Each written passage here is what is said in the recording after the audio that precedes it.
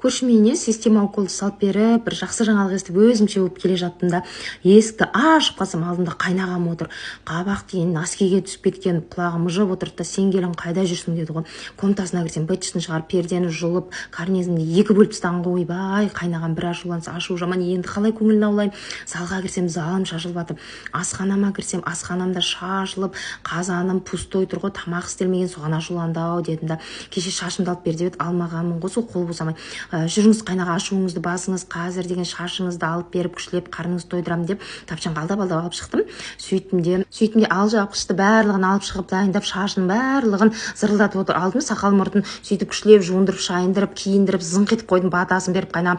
Енді кішкене прогулкаға барып келіңіз, оған шейін тамақты барлығын дайындап, үйде жинап қоямын деді. Мына панаманы киіп алыңыз десін. Сөйтіп қайнағам, панамаңды қойшы деп лақты жүреді. Қыста носки кимеген адам панама киетін бет жазды деп, ойбай, сізді уайымдап жатырмын, басыңыздан күн өтсе ауырып қаласыз ғой деп ем. Жарайды, барып келе беріңізші, сіз келемін десе бәрін дайындаймын дедім. Сен келін қуайын депсің кішкене дейді қайнағам. Сонымен үйге кірдім де кішкентайымды ұйықтатып алайын дедім. Біріншіде ұйықтаттым да, одан кірілерімді жуып тастаған едім ғой, жаңа соның барлығын реттеп жинастырып алайын. Ойбай, қайнағам келмей тұрғанда есік алдына кішкене прогулкаға сөйтіп барып отырып қайтады ше.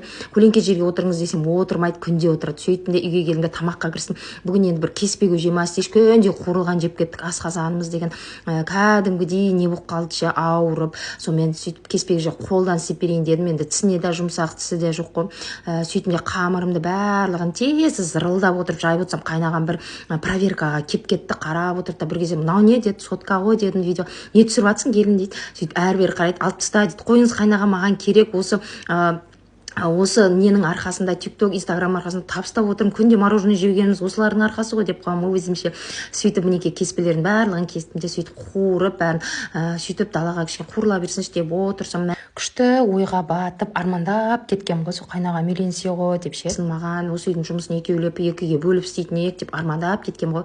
Қой құрсын, қайда қапсын дедім да, тамағымды қарайын, қазір қайнағам келсе тағы да ашуланар деп өстіп кеспе көжем барлығын қайнатып күштілеп, қайнағам келді, шақырып келдім де, сөйтіп маңыз деп осындай салатымды ұсындым, кеспе көжемді ұсындым. Тек қана сіз ашуланбай, риза болып жүрсеңіз болғаны деп көңілін күштілеп аулап қойдым. Маған зың болған тамақ деп қояды ғой қолымен. Сөйтіп жұмсақ нанымды берді. Анда-санда өстіп ашуланып қалатыны бар. Өстіп тамағыңды мақтаған кезде, енді кешке қандай тамақ істеймін ерекше